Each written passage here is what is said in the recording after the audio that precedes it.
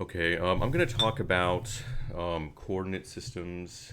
Uh, how we save the positions of objects in Final Fight.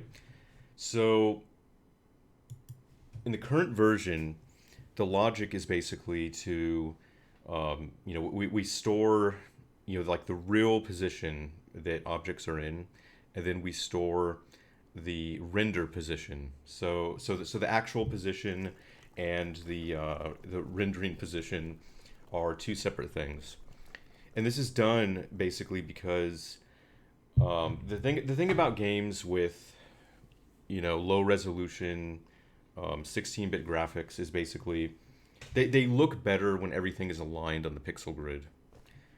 But because I wanted to take advantage of high refresh rate monitors and even to get some benefits out of some more basic things, what I do is like I actually have a more complicated system where we deal with both floating point and integer positions and objects. So you'll notice, like right now, if you look at the screen and you look at the cloud scrolling in the background, you can see that the movement is very smooth, even though the cloud velocity is pretty low. It's not moving that fast, but it can still move smoothly because it's actually moving in floating point increments. And so and you'll notice too, like when you jump, like when your character is actually in motion, it's very smooth, especially on high refresh monitors. But if we like take a screen grab of this thing, while we're in midair, you can kind of see the issues here. um, so so see how, like, if we really like look at this thing up close, because we're moving in like floating point increments. Like the objects aren't going to be perfectly aligned with the pixel grid. So you can see, um, you see, like here for example, this is a pretty obvious one where we have like the pixels just don't line up because the background is set in an integer position and the character is moving smoothly with floating point increments, so it doesn't all match up. And like I said, generally speaking, on high resolution, high refresh rate, flat panel displays, that's all fine, and that trade-off works. However, part of wrapping this thing up, I want to get the stuff in there where I can have some CRT shaders and actually display the game in the best possible way on CRTs in general. And so the thing is, if your game is outputting an image where all of the objects aren't aligned in the same pixel grid, you can't really do a scan line. And, you can't simulate scan lines because your pixels don't fall on the scan lines evenly, and it just looks like shit. So basically, what I've done to address this, I've added a new option, and this is called floating point positioning. And so by default, it's true, but you can set it to false, and I can just turn off like all filtering, just to really highlight that, and then run this puppy. And so you'll notice basically when we look at the background now, you can see how oh crap, I don't think I saved it.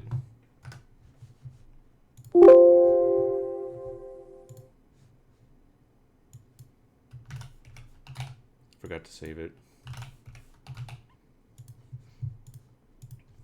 It's funny how you can tell. But okay, so in any case, like when we look at the background now, you're going to notice that the clouds are actually scrolling in a more stutter step fashion, because see already in the, see the cloud background there. See how it's just kind of like kind of stutter stepping along, just moving kind of in increments. It's because now it's moving slowly, but you just don't have the motion resolution there to be able to display, that slow of a speed smoothly because you're only moving in integer increments. And so that's basically what this option does. I mean, for the most part, if the objects aren't moving slowly, it's not too bad. I mean, it's not really. Like basically, I'll say this: like if you're on a 60 hertz display, it might actually be preferable to run it this way, potentially, because a lot of the benefit that you get out of like the floating point, positioning when objects are moving, you're really getting it from you're really getting the benefit at high refresh rates. At 60 hertz, it's not. I mean, it's there. It's like it helps the scenarios like the clouds in the background where things are moving slowly. But just typically speaking, I don't know. You probably don't need it. And so in any case, so now you'll notice that if we capture this thing while it's moving, so now like let's overwrite this thing. So see how now the image, there's no filtering, and you can see how it's always just dead on. Everything is just it's not integer scaling. It's not that all pixels are the same size. It's just more that everything is aligned on the pixel grid. So integer scaling is a different issue. We're still going to have scan lines that are different heights and like vertical columns of pixels that are that aren't all the same size, but on the grid everything lines up.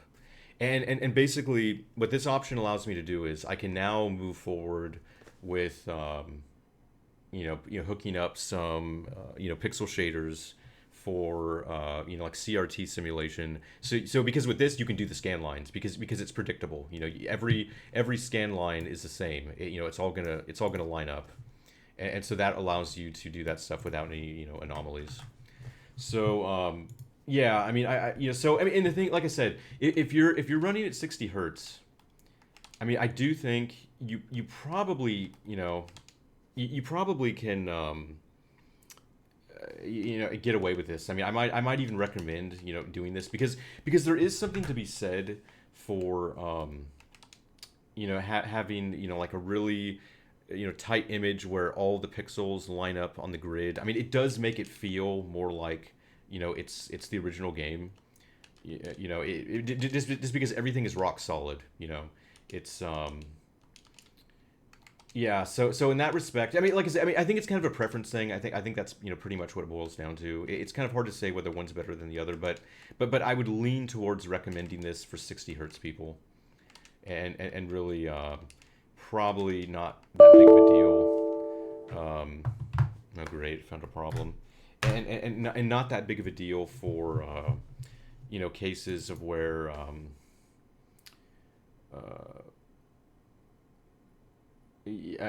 mean basically people running at low refresh rates. Also another scenario that it's probably going to be useful is for just CRTs in general. Like if you because I mean for the most part I guess there are PC monitors that are high refresh rate, but if you're running on like an arcade monitor, using a Groovy MAME setup, you're probably going to want to run with the integer positioning, turn the floating point positioning off.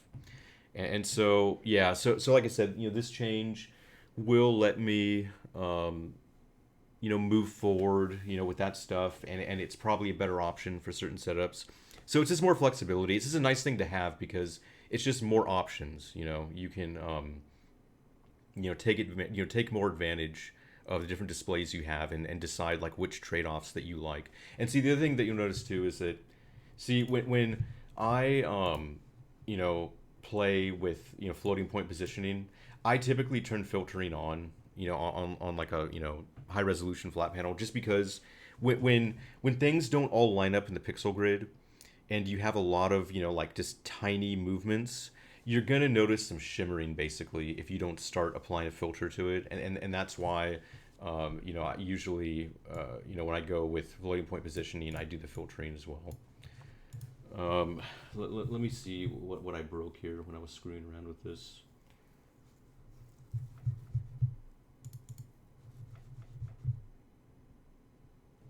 Oh, I see. Mm-hmm. Hmm. Yeah, that's got it. Yeah. So basically, I'm gonna do another release pretty soon. Integrating these. The other thing too is I'm gonna have to decide like how I'm gonna implement the pixel shaders because I'm not sure if I should just like port like the lot shader, or yeah, because the thing is, the reason that CRT simulation shaders are a mess is because it really just boils down to your taste. You really can't say one is the best, and frankly, I'm not really happy with any of them. Um, CRT Royale, like to me, is probably the best looking one if it's configured right. That porting that one to HLSL would probably be a big pain in the ass because it's so many passes. But like I said, I'll have to look at different options there, and see which one is doing. I mean, it's nice to have. I mean personally though, like so. I mean, just so you know, where I'm at right now, I ultimately was never really happy with any CRT shader.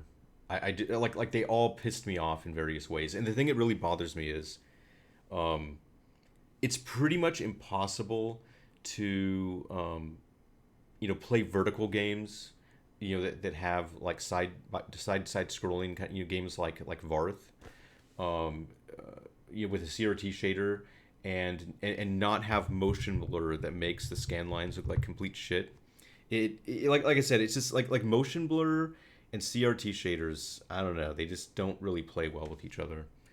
Um, like and that's a scenario where it really gets fucked because see the problem is so like if you have a horizontal scrolling game, um, motion blur doesn't really tend to have much of an impact because the bottom line is that your all of your you know dark scan lined areas, they pretty much don't change. They're pretty much always the same.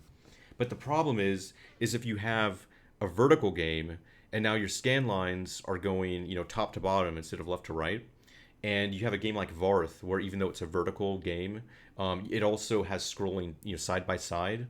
Now you have to contend with your scan lines like having to fucking scroll, and it just looks goddamn terrible. I mean, I'm saying just try it. Like, play Varth, use a CRT shader, and just look at how the motion blur just fucks the scan lines. So and so basically, at this point, I'm